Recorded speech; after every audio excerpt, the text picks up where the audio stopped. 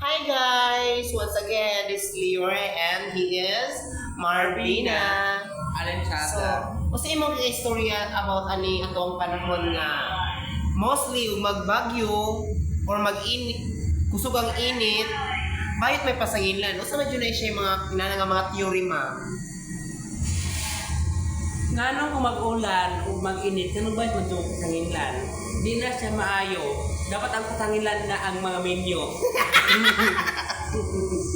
Na Alin siya? so, kasi imong istorya about ani atong panahon nga mostly ug magbagyo or mag-init, kusog ang init, bayot may pasanginlan. Usa man jud na siya mga kinana nga mga theory ma.